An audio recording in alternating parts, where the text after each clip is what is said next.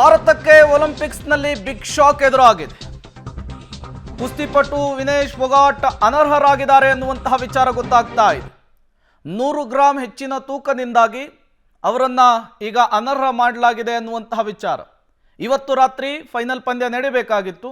ಈ ಮೂಲಕ ಒಂದು ಐತಿಹಾಸಿಕ ದಾಖಲೆಗೆ ವಿನೇಶ್ ಮುಂದಾಗ್ತಾ ಇದ್ರು. ಈ ಸಂದರ್ಭದಲ್ಲಿ ಒಂದು ಶಾಕಿಂಗ್ ನ್ಯೂಸ್ ಹೊರಬಿದ್ದಿರುವಂಥದ್ದು. 100 ಗ್ರಾಂ ಹೆಚ್ಚಿನ ತೂಕದಿಂದಾಗಿ ಫೊಗಾಟ್ ಅವರನ್ನು ಈ ಫೈನಲ್ ಪಂದ್ಯದಿಂದ ಅನರ್ಹ ಮಾಡಲಾಗಿದೆ. ಮತ್ತಷ್ಟು ಡೀಟೇಲ್ಸ್ ಅನ್ನು ಕೊಡ್ತಾರೆ ನಮ್ಮ ದೆಹಲಿ ಪ್ರತಿನಿಧಿ ಶಬೀರ್ ನೇರ ಸಂಪರ್ಕದಲ್ಲಿ ಜಾಯಿನ್ ಆಗಿದ್ದಾರೆ. ಶಬೀರ್, ಏನಾಯ್ತು ಅಂತ? ಫೈನಲ್ಸ್ಗೆ ವಿನೇಶ್ ಫೊಗಾಟ್ ಅವರು ತೆರಳಿದ್ರು. ಇವತ್ತು ರಾತ್ರಿ ಫೈನಲ್ ಪಂದ್ಯ ನಡಿಬೇಕಾಗಿತ್ತು. ಆದರೆ ಈಗ ಕಡೆಯ ಹಂತದಲ್ಲಿ ಅವರನ್ನ ಡಿಸ್ಕ್ವಾಲಿಫೈ ಮಾಡಿದ್ದಾರೆ ಅನ್ನುವಂಥ ಮಾಹಿತಿಗಳು ಬರ್ತಾ ಇರುವಂಥದ್ದು. ಯಾಕೆಂದರೆ ವಿನೇಶ್ ಫೊಗಾಟ್ ಸ್ಪರ್ಧೆ ಮಾಡ್ತಾ ಇರುವಂಥದ್ದು 50 kg ಕುಸ್ತಿ ವಿಭಾಗದಲ್ಲಿ. ಆದರೆ ಅವರು 50 kg ಮೇಲೆ 150 ಗ್ರಾಮ್ ಇದ್ದಾರೆ ಅನ್ನುವಂತಹ ಮಾಹಿತಿಗಳು ಈಗ ಸಿಗ್ತಾ ಇರುವಂಥದ್ದು. ಕಳೆದ 2 ಸಲ ಅವರಿಗೆ ತಮ್ಮ ತೂಕವನ್ನು ಚೆಕ್ ಮಾಡಲಿಕ್ಕೆ ಆಹ್ವಾನವನ್ನು ಮಾಡಲಾಗಿತ್ತು. ಆದರೆ ಅವರು ಅದಕ್ಕೂ ಕೂಡ ಹಾಜರಾಗಿರಲಿಲ್ಲ ಅನ್ನುವಂಥ ಮಾಹಿತಿಗಳು ಸದ್ಯಕ್ಕೆ ಸಿಗ್ತಾ ಇರುವಂಥದ್ದು. ಅಂತಿಮವಾಗಿ ಅವರ ತೂಕವನ್ನು ಮಾಡಿದಂಥ ಸಂದರ್ಭದಲ್ಲಿ ನಿಗದಿತ ವಿಭಾಗ ಏನಿದೆ ಅದಕ್ಕಿಂತ 150 ಗ್ರಾಂ ತೂಕ ಹೆಚ್ಚಿದ್ದಂತ ಹಿನ್ನೆಲೆಯಲ್ಲಿ ಅವರನ್ನ ಫೈನಲ್ಸ್ ಮ್ಯಾಚ್ ಇಂದ ಡಿಸ್ಕ್ವಾಲಿಫೈ ಮಾಡಲಾಗಿದೆ ಅನ್ನುವಂಥ ಮಾಹಿತಿಗಳು ಸದ್ಯಕ್ಕೆ ಬರ್ತಾ ಇರುವಂಥದ್ದು. ಇದಕ್ಕೆ ಸಂಬಂಧಪಟ್ಟಂತೆ ಇನ್ನಷ್ಟು ವಿಸ್ತೃತವಾದಂಥ ಮಾಹಿತಿಗಳು ಕೂಡ ಬರಬೇಕಾಗಿರುವಂಥದ್ದು. ಯಾಕೆಂದ್ರೆ ಈ ಹಿಂದೆ ಸೆಮಿಫೈನಲ್ ಆಡುವಂಥ ಸಂದರ್ಭದಲ್ಲಿ ಅವ್ರ ತೂಕ ಎಷ್ಟಿತ್ತು, ಏಕಾಏಕಿ ಏನಾದರೂ ತೂಕ ಏರಿಕೆ ಆಯ್ತಾ ಅನ್ನುವಂಥ ಅನುಮಾನಗಳು ಕೂಡ ಈಗ ಸದ್ಯಕ್ಕೆ ಉಟ್ಕೊಳ್ತಾ ಇರುವಂಥದ್ದು. ಹೀಗಾಗಿ ಇದು ಮುಂದಿನ ಹಂತದಲ್ಲಿ ಇದು ಯಾವ ರೀತಿಯಾದಂಥ ತಿರುವನ್ನು ಪಡ್ಕೊಳ್ಳುತ್ತೆ ಅಥವಾ ಈ ಒಂದು ಆದೇಶ ಏನಾದರೂ ಪರಿಶೀಲನೆಗೆ ಒಳಪಡುತ್ತಾ ಅನ್ನುವಂಥದ್ದನ್ನ ಇನ್ನಷ್ಟೇ ಕಾದು ನೋಡಬೇಕು.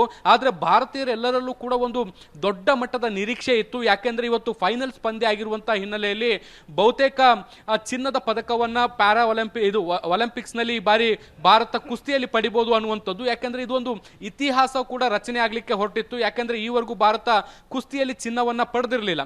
ಹೀಗಾಗಿ ಮೊದಲ ಬಾರಿಗೆ ಚಿನ್ನವನ್ನ ಪಡೆಯುವಂತ ಅವಕಾಶ ನಿರ್ಮಾಣ ಆಗಿತ್ತು. ಆದ್ರೆ ಕಡೆಯ ಹಂತದಲ್ಲಿ ಈಗ ಈ ಒಂದು ಡಿಸ್ಕ್ವಾಲಿಫಿಕೇಶನ್ ಏನಿದೆ ಇದು ಒಂದು ರೀತಿ ಆತಂಕವನ್ನ ಹುಟ್ಟಿಸಿರುವಂಥದ್ದು. ಹೀಗಾಗಿ ಕೇವಲ ಫೈನಲ್ ಪಂದ್ಯಕ್ಕೆ ಮಾತ್ರ ಈ ಒಂದು ಡಿಸ್ಕ್ವಾಲಿಫಿಕೇಶನ್ ಅಪ್ಲೈ ಆಗುತ್ತಾ ಅಥವಾ ಇತರ ಪಂದ್ಯಗಳ ಫಲಿತಾಂಶಕ್ಕೂ ಕೂಡ ಇದು ಅಪ್ಲೈ ಆಗುತ್ತಾ ಅನ್ನುವಂಥದ್ದು ಇನ್ನೂ ಕೂಡ ಸ್ಪಷ್ಟ ಆಗಿಲ್ಲ.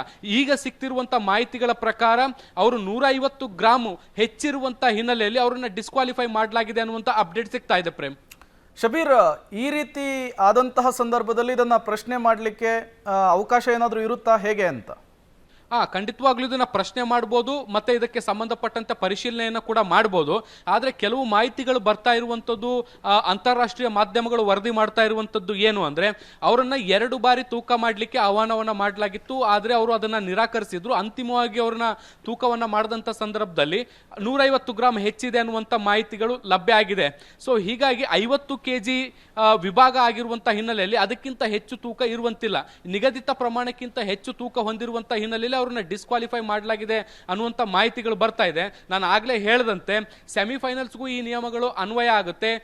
ಫೈನಲ್ ಪಂದ್ಯಕ್ಕೆ ಬರುವಂತ ಸಂದರ್ಭದಲ್ಲಿ ಏನಾದರೂ ತೂಕ ಏರಿಕೆ ಆಯ್ತಾ ಏಕಾಏಕಿ, ಅಥವಾ ಈ ಹಿಂದೆಯೇ ತೂಕ ಏರಿಕೆ ಆಗಿತ್ತಾ, ಈ ಹಿಂದೆ ಪರಿಶೀಲನೆ ಮಾಡಿರಲಿಲ್ವಾ, ಅಥವಾ ಈಗ ಯಾಕೆ ಈ ರೀತಿಯಾದಂಥ ಒಂದು ಗೊಂದಲ ನಿರ್ಮಾಣ ಆಯಿತು ಅನ್ನುವಂಥದ್ದು ಸ್ಪಷ್ಟ ಆಗಬೇಕಾಗಿರುವಂಥದ್ದು. ಈ ಒಂದು ಪ್ರಕರಣದಲ್ಲಿ ಸಾಕಷ್ಟು ಅನುಮಾನಗಳಿಗೂ ಕೂಡ ಆಸ್ಪದ ಆಗಿರುವಂಥದ್ದು. ಹೀಗಾಗಿ ಮುಂದಿನ ಹಂತದಲ್ಲಿ ಇದು ಪರಿಶೀಲನೆಗೆ ಒಳಪಟ್ಟ ಸಂದರ್ಭದಲ್ಲಿ ಯಾವ ರೀತಿಯಾದಂತಹ ತಿರುವುಗಳನ್ನು ಪಡೆದುಕೊಳ್ಳುತ್ತೆ ಅನ್ನುವಂಥದ್ದನ್ನ ಇನ್ನಷ್ಟೇ ಕಾದು ನೋಡಬೇಕು. ಬಟ್ ಈಗ ಪ್ರಸ್ತುತವಾಗಿ ಸಿಗ್ತಿರುವಂತಹ ಮಾಹಿತಿಗಳ ಪ್ರಕಾರ ವಿನೇಶ್ ಫೊಗಾಟ್ ಅವರನ್ನ ಫೈನಲ್ಸ್ ಪಂದ್ಯದಿಂದ ಡಿಸ್ಕ್ವಾಲಿಫೈ ಮಾಡಲಾಗಿದೆ ಅನ್ನುವಂಥ ಮಾಹಿತಿಗಳು ಲಭ್ಯ ಆಗ್ತಾ ಇದೆ. Prem, okay, thank you Shabir ತಮ್ಮೆಲ್ಲ ಮಾಹಿತಿಗಾಗಿ.